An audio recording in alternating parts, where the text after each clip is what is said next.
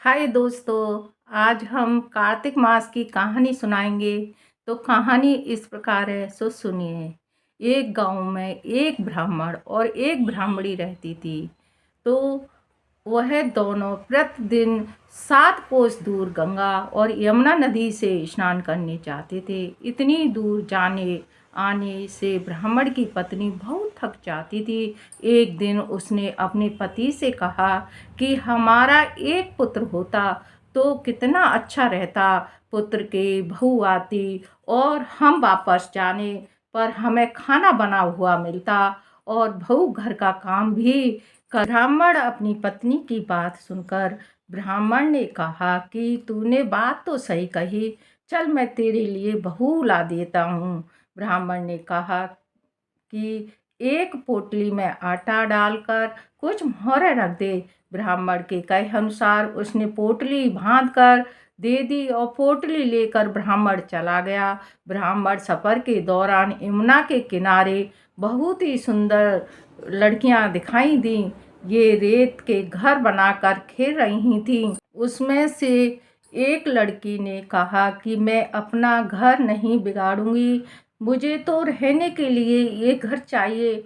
लड़की की बात सुनकर ब्राह्मण मन ही मन सोचने लगा कि बहू बनाने के लिए यही लड़की उचित है। जब वह लड़की जाने लगी तो ब्राह्मण ही उसके पीछे पीछे उसके घर तक चला गया। वहां जाकर ब्राह्मण ने उस लड़की से कहा, बेटी, कार्तिक मास चल रहा है, इसलिए मैं किसी के घर का खाना खाता नहीं।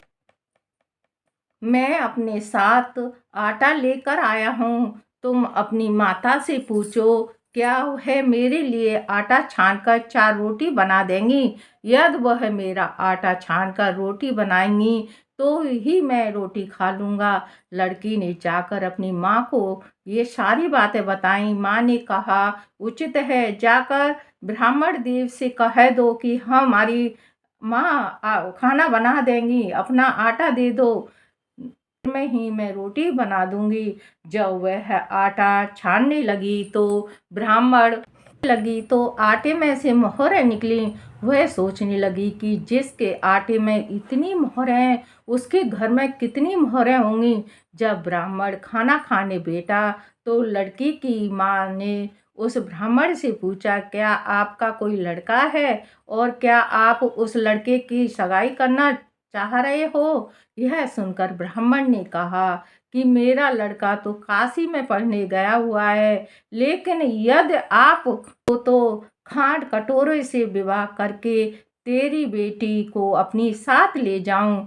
लड़की की माँ ने कहा, ठीक है ब्राह्मण देव। इस पर लड़की की माँ ने लड़की की खांड कटोरे से शादी करके ब्राह्मण के साथ भेज दिया। ब्राह्मण ने घर जाकर कहा, रामू की माँ, दरवाजा खोलकर देख, मैं तेरे लिए बहू लेकर आया हूँ। ब्राह्मण की पत्नी भीतर से ही बोली, हमारे तो कोई बेटा बेटी नहीं है, तो बहू कहाँ से आएगी। दुनिया ताने मारती थी, अब आप भी मारने लगे। ब्राह्मण ने कहा, तू दरवाजा खोल कर तो देख। जब ब्राह्मणी ने दरवाजा खोला तो सामने बहू को खड़ी देखा। उसने बहू का स्वागत किया और आदर सत्कार से अंदर ले गई। जब ब्राह्मण अपनी पत्नी के साथ नदी स्नान करने जाता तो पीछे से बहू घर का सारा काम कर लेती थी और खाना बनाकर रखती थी। वह उनके कपड़े धोती और रात को हाथ पैर भी दबाती थी। इस तरह बहुत दिन बीत गए। ब्राह्मणी ने अपनी बहू से कहा कि बहू, कभी भी चूल्हे की आग मत बुझने देना और मटके का पानी खत्म मत होने देना। परंतु एक दिन चूल्हे की राख बुझ गई और देखकर बहू घबरा गई और भागी भागी अपनी पड़ोसिन के पास गई और कहा कि मेरे चूल्हे की आग बुझ गई है, मुझे थोड़ी आग चाहिए। मेरे सास ससुर सुबह 5 बजे के गए हुए हैं, वो थके हुए घर आएंगे,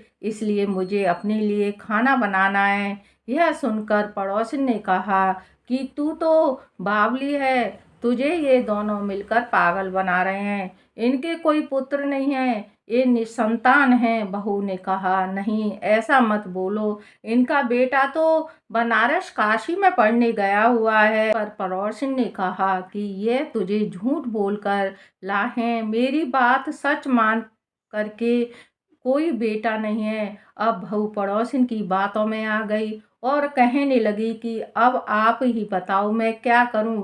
पड़ोसिन ने कहा कि वरना क्या है, तब तुम्हारे सास ससुर आए तो जली हुई रोटियां बना कर देना और बिना नमक की दाल बना कर देना, कच्ची दाल में, और दाल की कच्ची खीर में डाल देना।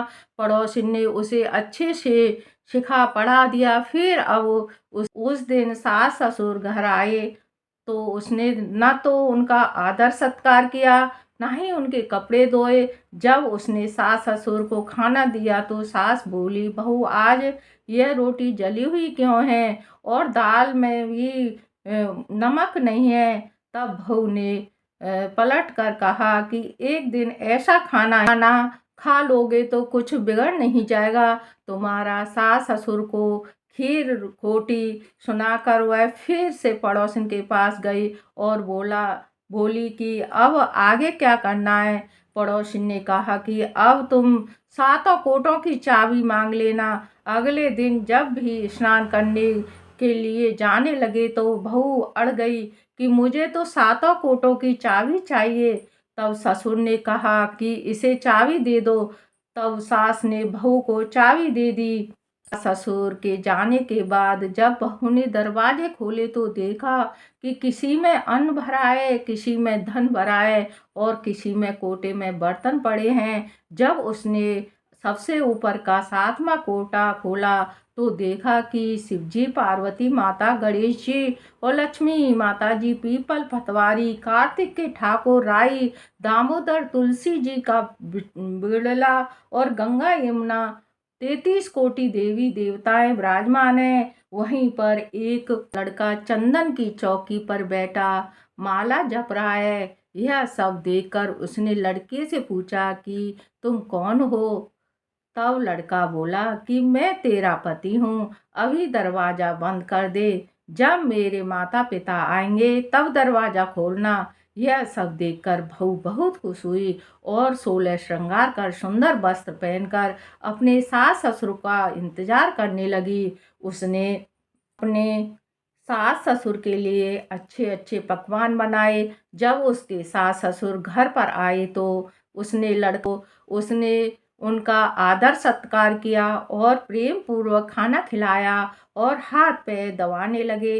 पैर दबाते दबाते बहू ने कहा कि माँ, आप इतनी दूर गंगा यमुना स्नान करने के लिए जाती हो तो आप थक जाती हो, इसलिए आप घर पर ही स्नान क्यों नहीं करती हो। यह सुनकर सास कहने लगी कि बेटी, गंगा यमुना घर पर तो नहीं बहती हैं, चलो मैं आपको दिखाती हूँ। जब बहू ने सातवां कोटा खोल कर दिखाया तो उसमें शिवजी, पार्वती, गणेश जी, लक्ष्मी जी, पीपल फतवारी, कार्तिक के ठाकुर, राई, दामोदर, तुलसी जी का बिड़ला और गंगा यमुना बह रही हैं और 33 कोटि देवता विराजमान हैं। वही चौकी पर बैठा एक लड़का माला जप रहा है। माँ ने उसे देखकर कहा कि बेटा तू कौन है। लड़का बोला, माँ तेरा बेटा हूँ। तब ब्राह्मणी ने कहा, तू कहाँ से आया है। लड़के ने जवाब दिया कि मुझे कार्तिकेय ने भेजा है। माँ ने कहा, बेटा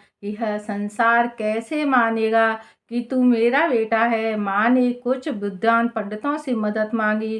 पंडितों ने कहा, इस पार बहू बेटा खड़े हैं, जाए और उस पार माँ खड़ी हो जाए। माँ ने चमड़े की अगिया पहनी हो तो छाती में से दूध की धार निकलकर बेटे की दाढ़ी मूंछ भीगे और पानी से गठजोड़ा बंधे, तब मांगेंगे कि यह इस माँ का ही बेटा है। उसने ऐसा ही किया। चमड़े की अगिया फट गई और छाती में से दूध की धार निकलकर बेटे की दाढ़ी मूंछ भीग गई। पवन पानी से बहू बेटे का गठजोड़ बन गया। यह सब देखकर ब्राह्मण और ब्राह्मणी, उसकी पत्नी की खुशी का ठिकाना ना रहा। यह तो यही थी कार्तिक मास की कथा। कार्तिक के ठाकुर जैसे ब्राह्मण और ब्राह्मणी को वह बेटा दिया, वैसे सबको देना। कार्तिक मास की कथा सुनने सुनाने हुंकारा भरते सबकी मनोकामना पूरी करना। सबको पसंद आई हो तो लाइक करना, सब्सक्राइब करना। धन्यवाद।